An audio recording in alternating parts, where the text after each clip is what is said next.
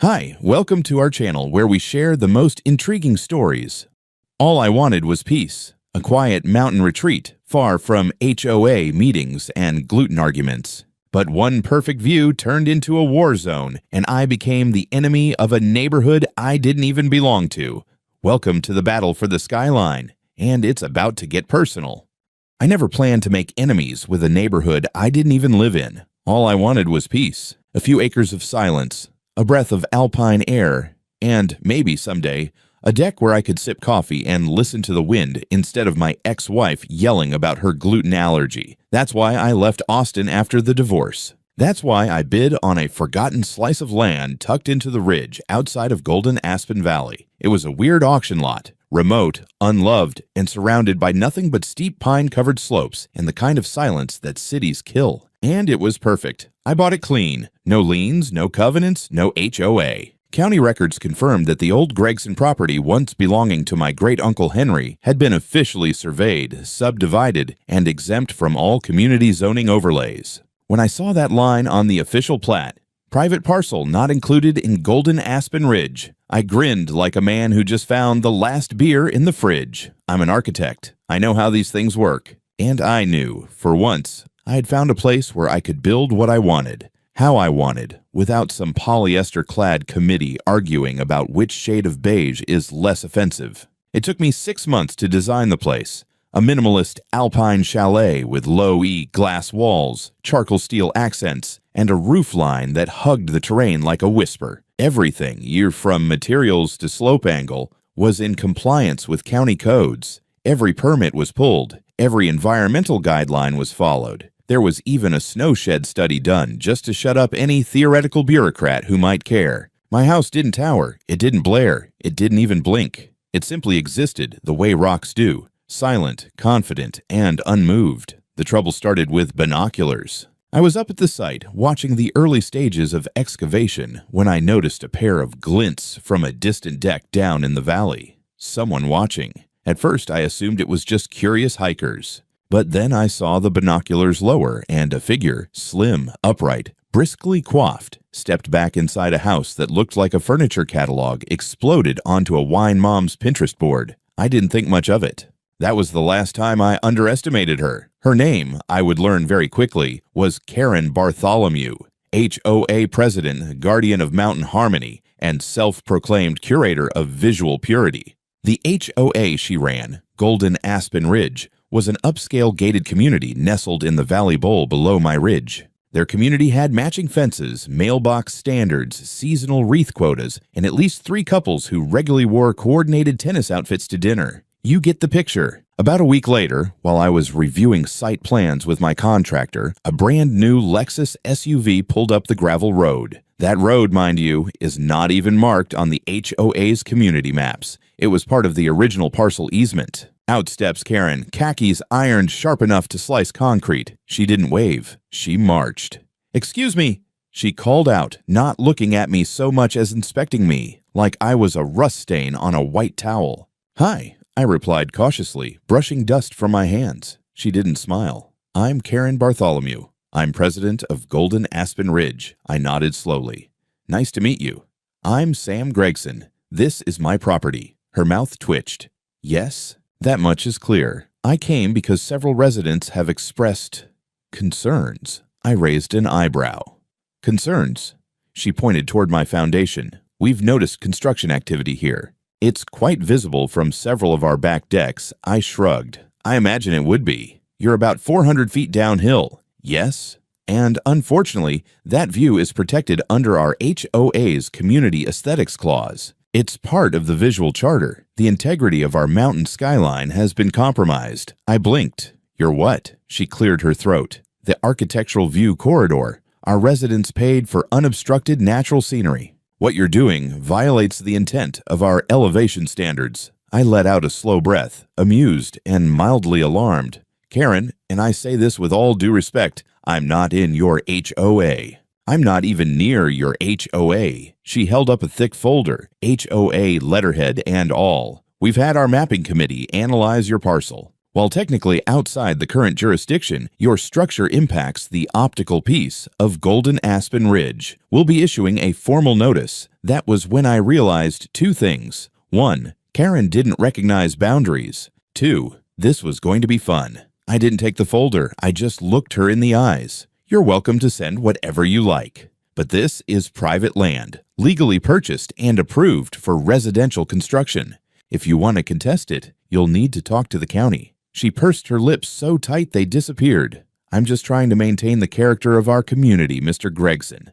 You may not realize how disruptive this house is. I grinned. It's not a nightclub, Karen. It's a home. She didn't respond. Just turned, stiffly, and returned to her car. As she drove off, I watched her tires kick dust into the air, swirling into the same sky she wanted to keep aesthetically pure. What I didn't know yet, not really, was just how far she was willing to go to protect that precious skyline. Not just letters, not just appearances. Karen was about to go full HOA crusade on me, and I was going to make damn sure every step of it was documented. A week after Karen's surprise visit, I received an envelope that looked like it was trying too hard to be official. Thick cream-colored paper, embossed return address. A golden seal with the words Golden Aspen Ridge Architectural Committee pressed dead center. It was the kind of packaging that screamed, I watched 3 episodes of Suits and now think I'm a paralegal. Inside was a letter. No, a decree. It read like HOA scripture, full of grandiose terms like structural disharmony, visual pollution, and restorative demands. It informed me that my construction had been observed and documented as a violation of the Golden Aspen Ridge Community View Ordinance and instructed me to cease all further construction, dismantle the second floor within 30 days, repaint the exterior facade in approved natural tones, beige, taupe, or sage, submit for architectural review before resuming any future work. At the bottom, in aggressive cursive, was Karen's signature, complete with the title President, Architectural Committee. I stared at the letter in disbelief, then laughed out loud. It was delusional and also, somehow, deeply performative. This wasn't law. It was theater. My attorney Janine confirmed as much. Sam, this is legally worthless, she said over coffee the next morning. They have no jurisdiction. You're outside their mapped boundaries. This is harassment, not governance. Can we send a response? I asked. Oh, I plan to. In triplicate, she drafted a formal reply on her letterhead and mailed it via certified post. It was surgical, calm, and devastating. It outlined that my parcel was not under HOA jurisdiction, that county permits were fully approved, and that any further attempts to interfere would be considered legal harassment. I signed it with a flourish and even included a printed copy of the official parcel map, just to twist the knife. But Karen wasn't looking for facts. She was looking for leverage. And when paperwork didn't work, she switched tactics. Soon, residents of Golden Aspen Ridge began receiving new letters, this time under the banner of a community alert.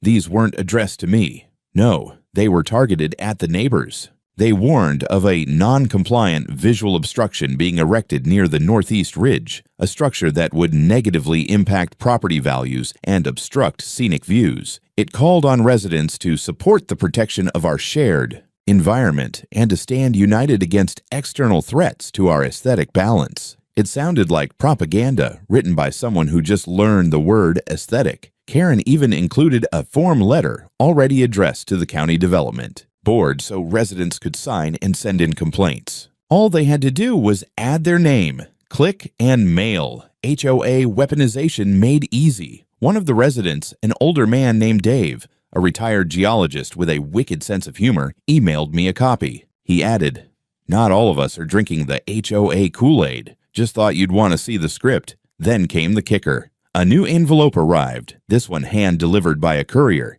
Inside, a legal complaint from the HOA's attorney. Golden Aspen Ridge was officially suing me. The grounds? Introduction of a disruptive architectural element harmful to the scenic cohesion and spiritual tranquility of the community. I reread that sentence 3 times. Spiritual tranquility. What the hell was I? A pagan god summoning modernism from the mountain. Janine didn't laugh this time. "Okay," she said, tapping the page. "This is where it starts to get dangerous. They're claiming constructive nuisance. It's thin, but they've filed in civil court. They want to sue me for existing. They're trying to establish that your house is a kind of environmental blight. It's absurd, but absurd doesn't mean harmless. A bored judge could let this go to hearing. I leaned back in my chair, exhaling hard. Karen's really doing this.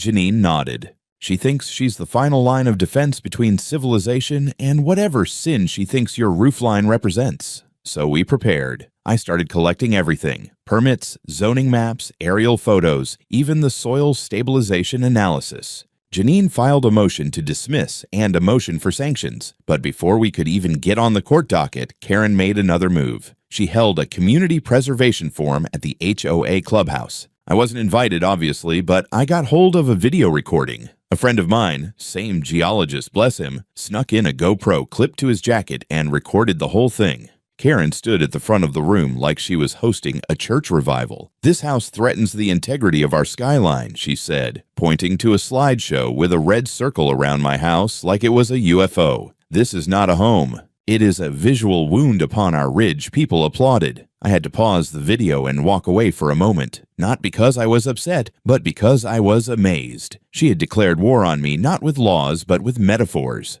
The part that got to me wasn't her nonsense. It was the people nodding, clapping, believing it. It was the realization that HOA power doesn't always come from legal standing. It comes from perception. And Karen was damn good at manufacturing that. So I did the only thing I could. I leaned in. The courthouse was quiet the morning of the hearing. Too quiet for a room about to host the dumbest lawsuit in Colorado's civil history. I arrived early with Janine, who was armed with 3 binders, a flash drive, and the quiet fury of a woman whose breakfast had been interrupted by Karen's emergency supplemental filing. She didn't even bother reading it, just muttered, "There," using the word skyline again, "I can feel it," and shoved it into her bag without looking. The judge assigned to our case was a man named Harvey Eldridge, 60s, silver-haired, and straight out of the grizzled but fair casting category. He didn't smile when he entered the courtroom. He looked tired, like a man who'd seen too many HOA squabbles mutate into ego crusades. Karen was there, of course, seated front and center with her lawyer, a guy in a blue pinstripe suit who looked like he practiced law exclusively by threatening cashiers and quoting bylaws in grocery stores. Karen wore a pearl-colored blazer and a face like she was attending a funeral for civilization. The hearing began. HOA's lawyer stood and launched into a theatrical monologue about mountain identity, visual sanctity, and the trauma of unexpected rooflines. I thought he might cry when he started describing how one resident had to rearrange their living room furniture because of the psychic discomfort caused by my house's angular dominance. Janine scribbled notes while I stared ahead and tried not to laugh. Then it was Judge Eldridge's turn. He tapped his pen against the desk once slowly. "Let me get this straight," he said, voice dry as sandpaper. "You're suing Mr. Gregson for building a home on land he owns, with permits. Because it's visible from your community." Karen's lawyer stood a little straighter. "Yes, Your Honor. We believe the structure constitutes a landscape-level nuisance. It interrupts the visual balance of the environment. Our bylaws state—" "I've read your bylaws," the judge interrupted. "They don't apply to land outside your association. But the view, the judge said, rubbing his eyes, is not a legal entity. You cannot own photons. If you could, we'd all be paying rent to the sun." A few people in the courtroom chuckled. Karen visibly recoiled, as if humor itself was offensive. Eldridge leaned forward. "You're essentially asking the court to declare this man's house a criminal offense against your taste." Karen stood up abruptly. "Your Honor, it's not about taste. It's about preservation. Our homes were purchased under the promise of uninterrupted mountain purity. His construction is a desecration of that." The judge tilted his head. "Ma'am, are you suggesting we rule his house illegal because it's unpleasant to look at from your hot tub?" Karen's face flushed bright red. "We have rights." Eldridge raised one eyebrow. "Not over other people's land, you don't." Janine stood and calmly submitted our documentation: survey maps, permit approvals, time-stamped construction inspections, HOA boundary documents certified by the county. It was a legal nuclear bomb dressed in vinyl tabs and paper clips. Judge Eldridge flipped through a few pages, then closed the folder with finality. unless you can prove this man's property falls within your jurisdiction, which you can't, or that he violated any municipal or state building code, which he didn't, I see no basis for this complaint. You are dismissed." Karen gasped like she'd just been slapped. Her lawyer tried to argue, but Eldridge cut him off with a glance sharp enough to pierce Kevlar. "Counsel," he said, "this is bordering on malicious litigation. You want to push this? I'll start looking at sanctions." That shut them up. I thanked the judge and followed Janine out of the courtroom, but Karen wasn't done. As we walked through the parking lot, she called out to me. "This isn't over, mister. Gregson, I turned already halfway into my truck. It's over for the law, Karen. What else are you going to do? Cast a spell on my shingles?" She didn't answer, just got into her Lexus and slammed the door hard enough to set off her own alarm, which, honestly, was the most satisfying thing I'd heard all day. Back at the site, I felt a momentary sense of victory, but Janine, ever the realist, wasn't celebrating yet. "She won't stop," she said, flipping through her phone. "People like that don't lose well. She'll find another angle, environmental maybe, zoning pressure, harassment. Just be ready." And she was right. Because 2 days later, a man in a tan vest and state-issued boots showed up at the edge of my property holding a clipboard. He introduced himself as a wildlife corridor investigator from the Department of Natural Resources. Apparently, someone had filed a report alleging that my house was disrupting the migration of local mule deer. I blinked at him. "You're kidding." He shrugged. "Nope. Says here your retaining wall is blocking a seasonal path, and that your roof materials are scaring off birds." I looked up at my roof. Matte dark gray composite, low glare, solar absorbing. "I designed that roof to minimize reflection," I said flatly. "And there's no wall, just a graded slope." The inspector nodded. "Well, I gotta walk it anyway." Protocol, so we did. We walked the slope. He checked erosion patterns, measured angles, noted a few deer tracks that, to his credit, went right through the area without pause. No signs of obstruction, no displaced vegetation, no bird carcasses from fright-induced death spirals. At the end of the walk, he closed his clipboard. "Nothing here," he said. "Looks stable, clean build, no issue." "Can you put that in writing?" I asked. He grinned. "Already in the system." But even as he drove away, I knew exactly who had sent him. Karen wasn't suing anymore. Now she was escalating. The following week, my driveway turned into a procession of uninvited officials. First, it was the Department of Natural Resources. Then it was someone from Soil and Water Conservation, holding a topographic erosion map that looked like it had been printed straight from Windows 95. After that came a man from the county fire marshal's office, asking if my roof materials were too reflective for air response units during wildfire season. Each of them looked mildly confused, mildly annoyed, and deeply apologetic by the time they left. Turns out Karen had filed complaints with 4 different agencies, all citing various public safety concerns about my build. It was impressive in a way, like watching someone try to sink a battleship with Post-it notes. But even as each report came back clean, I knew the goal wasn't to win. It was to wear me down. I started documenting everything, every visit, every conversation. I installed a second trail cam facing the road and mounted a GoPro in my front window, just in case someone decided to escalate from bureaucracy to vandalism. I'd seen this game before, death by paperwork. And Karen was playing to stall, not to succeed. Then came the flyers. One morning, I hiked down the ridge to check my mailbox, a steel post box I had to reinforce after a bear got curious last spring, and found a glossy printout folded inside. I unfolded it. At the top, "Community at risk, one man's house, our shared loss." Below it was a photo of my house, grainy and zoomed in from a telephoto lens. Underneath, "Disrupting wildlife, damaging property values, destroying views." The back listed a call to action: support the HOA special assessment vote, help fund the legal defense of our neighborhood's integrity. And below that, in smaller text, "Requested donation, $1,200 per household." I nearly choked on my coffee. Karen wasn't just tripling down. She was trying to get the entire community to pay for her obsession. That evening, I got a call from Dave, the retired geologist who'd sent me the HOA leak earlier. His voice was low, like he was calling from a phone booth in occupied France. "Sam," he said, "you might want to come to the clubhouse tomorrow." Karen holding another PowerPoint apocalypse. Sort of.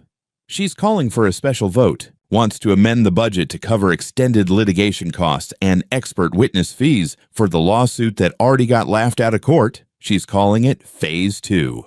Claims she's building a long-term strategy to redefine jurisdictional relevance, which I think is HOA for throw more money into the void. I showed up. I wasn't technically allowed inside, but that didn't stop me from parking nearby and listening through the propped open side window. Inside, Karen was in full performance mode again. She had diagrams, charts, and even a printed quote from a vision therapy consultant who claimed that angular roof lines disrupt subconscious stress processing in the visual cortex. I'm not making that up. I heard her say it twice. But this time, the room didn't sound so compliant. Voices challenged her. Someone asked why dues were going up when they'd already lost in court. Another homeowner, a younger guy, probably mid-30s, asked whether Karen had even consulted the board before sending out legal documents in the community's name. That's when things cracked. A woman stood up. I couldn't see her, but her voice was clear. I called the county myself. His land's private. He did everything by the book. We're paying thousands for your vendetta, Karen. Karen snapped back that this was a moral imperative, that community standards must be defended, and that, if we don't act now, others will follow. She sounded less like an HOA president and more like a Cold War general predicting an avalanche of modernist cabins. The room turned. The vote failed. I heard it. I felt it. The energy shifted from obedience to irritation. Karen stormed out not long after, nearly knocking over a table with a cheese platter on her way. The next morning, I found another envelope shoved into my gate. It was handwritten. Inside, a note. We don't all agree with her. Keep building. Some of us actually like the view. L. And taped to the back, a donation receipt to the county's wildfire fund, in my name. It wasn't just Karen anymore. People were picking sides. I wish I could say the failed vote ended things. That Karen took the hint, packed her binders, and retreated into whatever pastel cavern she came from. But no, that would require self-awareness. And Karen had the stubborn resilience of a poorly configured Roomba, bouncing off walls, ignoring boundaries, and hell-bent on returning to the same corner again and again. A week after the vote, I got a knock on my door. Not a clipboard, not an inspector.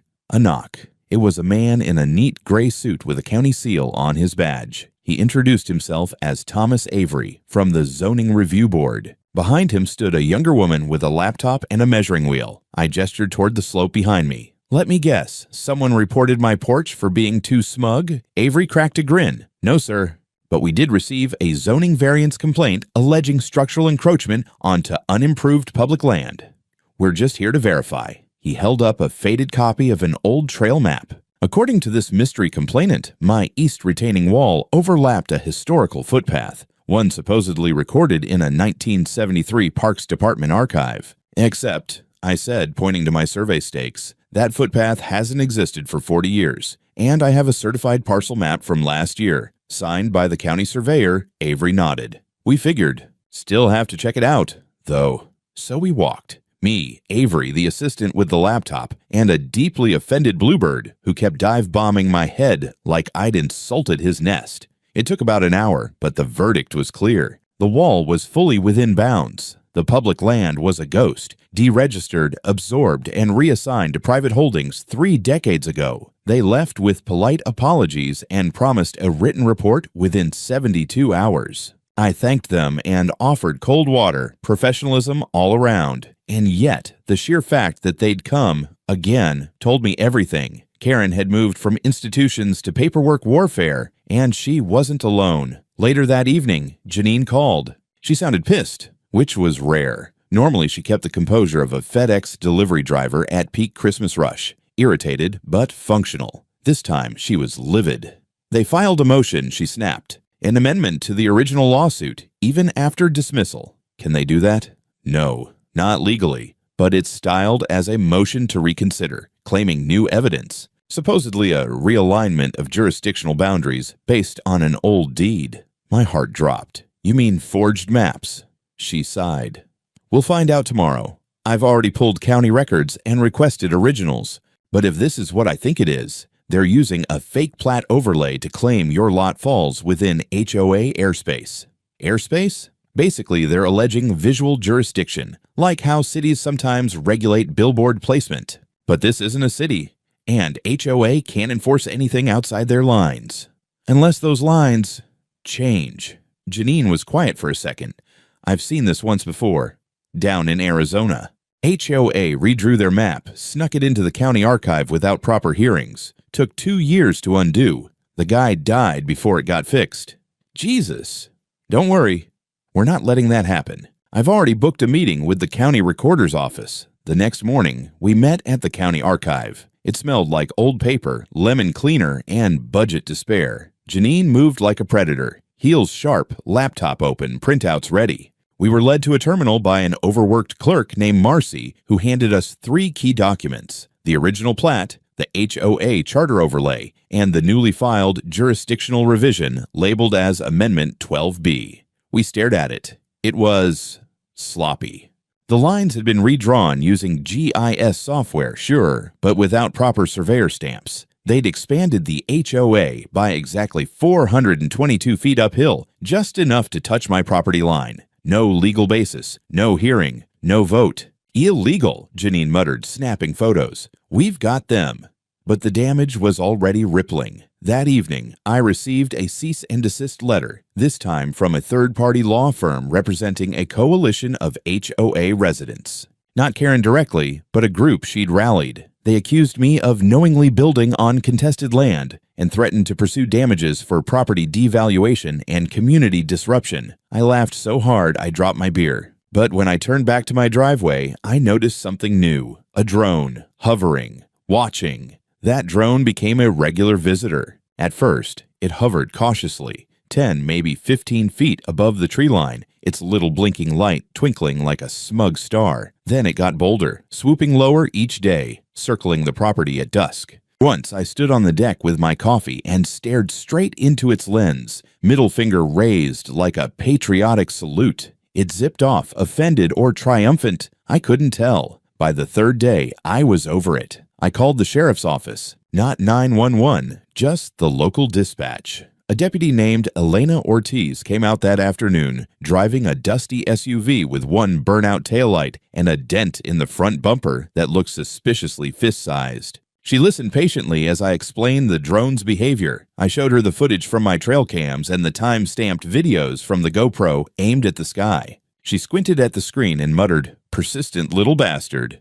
Exactly. Technically, there was no law preventing someone from flying a drone over my property, not unless it entered private airspace below a certain altitude or peered into windows. But repeated flyovers could count as harassment. Deputy Ortiz took a few notes, shrugged, and said, "We'll knock on some doors. No promises. HOA folks are special." That was putting it mildly. The next day, I noticed my mailbox had been opened. Not just checked, but forced open at the hinge. Nothing stolen, but definitely tampered with. Then came the emails, 3 of them. All anonymous, all written in the same performative faux legal tone that could only belong to someone who once audited a paralegal seminar on YouTube. They accused me of weaponizing the media, of spreading falsehoods about the community, and of inciting division. One of them included a grainy, zoomed-in photo of me walking down my own driveway, taken from the ridge above. That night, I met Janine at a bar near the county line. Not the fancy wine bar in town, but a real place. Sawdust on the floor, jukebox stuck on 80s hits, bartender who didn't ask questions. We sat in a booth, lit by a flickering neon sign that buzzed like a dying wasp. "I think they're watching me now," I said, sliding my phone across the table. Janine scrolled through the emails, then the drone footage. Her expression didn't change. This is stalking. Karen-level stalking. She's weaponizing paranoia. She's got enough to open a damn armory. Janine leaned in. "We need to strike back. No more defense. No more waiting for the next move." I raised an eyebrow. "What are you thinking?" She smiled. A shark smile. A counterclaim, defamation, harassment, abuse of legal process, maybe even intentional infliction of emotional distress. I blinked. That's a real charge. In this state? Yep. It's rarely used, but when it lands, it hits hard. We spent the next week building a case. I compiled every document, every inspection report, every zoning letter, drone video, HOA flyer, anonymous email, mailbox photo, and public record I had. Janine drafted a legal brief so sharp it could have sliced granite. We requested the original HOA charter, dug up board meeting minutes, and traced every alteration to the boundary lines since Golden Aspen Ridge was incorporated in 1998. Then we filed. Officially, Samuel Gregson versus Golden Aspen Ridge HOA and Karen Bartholomew, individually and as acting president. The local news caught wind within 2 days. A reporter from Channel 9, a young guy with too much gel in his hair and the permanent expression of someone trying to remember if he left the stove on, showed up at my house. I gave him the full tour. We stood on the deck. I pointed toward the valley. "See that?" I said. "That's Golden Aspen Ridge. They're suing me because I exist." He laughed nervously. "You mean because your house is visible?" "Exactly. I ruined their view. We did the interview at sunset. Behind me, the mountains turned gold and red like they were dipped in fire. I didn't need to say much. The view did the talking.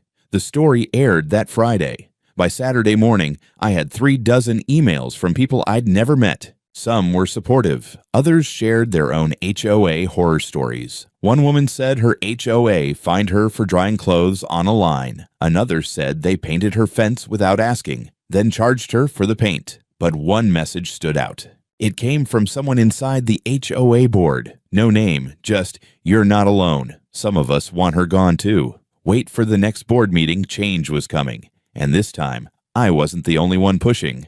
The board meeting was scheduled for a Thursday evening, not in some grand hall or fancy HOA office, but in the Golden Aspen Ridge Community Center, a painfully beige building that looked like it had been designed by someone who hated joy. I wasn't invited, obviously, but that didn't mean I wasn't prepared. A few hours before the meeting, I parked my truck on a county-maintained fire access road about 100 yards uphill from the community center. I hiked through the brush with a folding chair, a thermos of coffee, and my drone controller, my own little eye in the sky. FAA registered, altitude limited, and perfectly legal. I'd named it Karen Repellent. From my perch, I had a clear line of sight through the upper windows. I wasn't filming anything illegal, just gathering vibes. The meeting started on schedule, and it looked tense from the jump.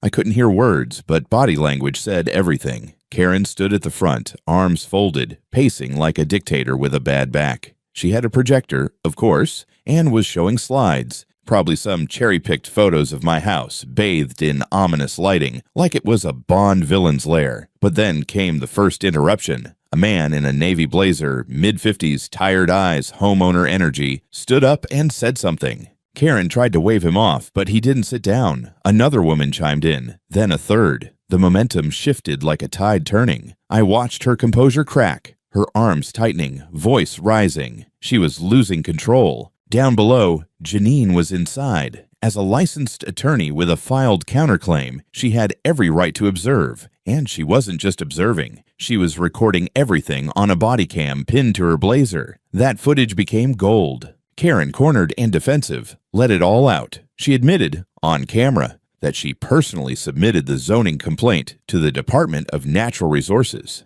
She laughed about tricking the rookies at the recorder's office. She bragged about the drone surveillance. At one point, she literally said the words, "I don't care what the law says. We were here first, and that view is ours." Game over. By Friday, Janine had filed a supplement to our lawsuit, including the new footage. But the bigger bombshell came from the inside. The anonymous board member? They revealed themselves. Mark Pennington, treasurer of the HOA, CPA by trade. Quiet guy, always in the background. He called me directly. "Sam, I've had enough," he said. I joined the board to manage landscaping budgets, not fund some suburban holy war. He agreed to sign an affidavit detailing how Karen had been bypassing votes, forging minutes, and spending HOA funds on private investigations, including the drone. And then he sent me the receipts, invoices to a private security company, payments from HOA accounts, a check to Bartholomew Consulting, a shell company in her maiden name.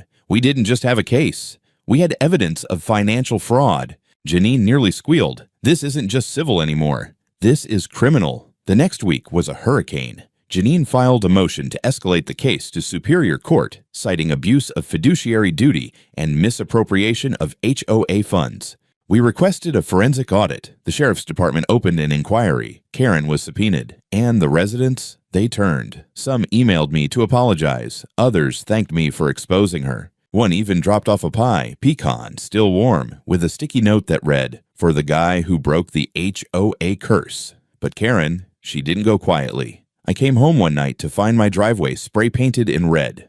"Eyesore. Go back to Texas." And next to it, a plastic deer lawn ornament, decapitated, horns glued on upside down, a grotesque parody of the protected wildlife she had claimed to champion. It was absurd, and it was war. But now, I wasn't just defending my house, I was defending truth. And I had backup. They say the mountains don't echo unless you scream into them. Well, I didn't have to scream.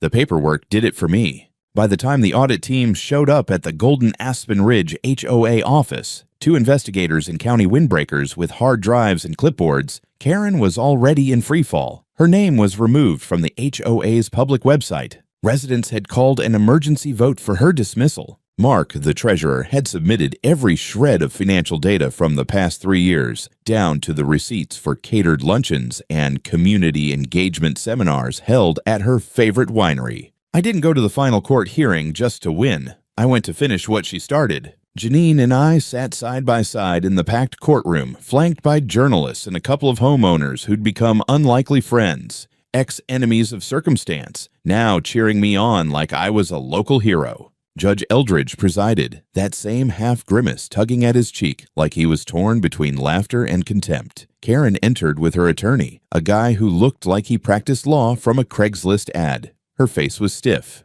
She avoided eye contact. No more bluster, no press conferences, no printed leaflets. The case was swift. We presented the drone footage, the HOA charter showing we were outside their jurisdiction, the forged meeting minutes, the invoices to her shell company, the recordings from the board meeting where she all but admitted to everything short of building her own private gulag. Her attorney tried the usual dance. Misunderstandings, passion for community standards, miscommunication with third-party vendors. Judge Eldridge wasn't having it. "I'm not here to litigate her feelings about topography," he said. "I'm here to determine whether this was abuse of power, misuse of funds, and illegal harassment. And the answer is yes, yes, and hell, yes." He didn't just dismiss their original lawsuit. He awarded me $190,000 in damages for the countersuit. Emotional distress, legal costs, loss of short-term rental income, and reputational harm. Karen was fined $50,000 personally for abuse of authority and making false environmental claims to a government agency. The judge also recommended the county district attorney review the case for criminal charges related to fraud and misappropriation. Karen's jaw clenched. Her lawyer scribbled notes with a shaking hand. The courtroom rustled like a forest before a storm, half shock, half relief. Outside the courthouse, reporters crowded me. I didn't say much, just held up the deed, smiled, and said, "This house was never the problem." Their control was the story spread. Local news, regional blogs, even one national HOA watchdog site picked it up with the headline, "The View War Ends in Disaster for HOA Queen." Back on my land, the sky felt wider. Construction wrapped up 2 weeks later. The final touches were small. Copper gutters, native landscaping, a set of stone steps that led to the lookout point. But the most satisfying detail was the sign I installed at the bottom of the slope, facing the valley below. Simple black letters on brushed steel. "This view is mine, and it's legally protected." A week after the trial, Golden Aspen Ridge held its new board elections. Karen didn't show up. She'd moved. I heard, quietly. The house sold under market value. At the next county town hall, I was invited to speak. Lessons in HOA overreach. I stood at the same podium where people usually argued about potholes and noise ordinances and told them what I'd learned. That fear, dressed up in bylaws, still looks like fear. That property lines may be invisible, but respect has weight. That if someone builds a house and your first instinct is to tear it down, maybe the problem isn't the house. People applauded. Someone asked if I planned to run for office. I laughed. God, no. I just want to sit on my deck and enjoy the damn view. And that's what I did that evening. Whiskey in hand, sun sinking low. No drones, no shouting. Just the rustle of wind through pine and the long golden hush of a valley that had finally gone quiet.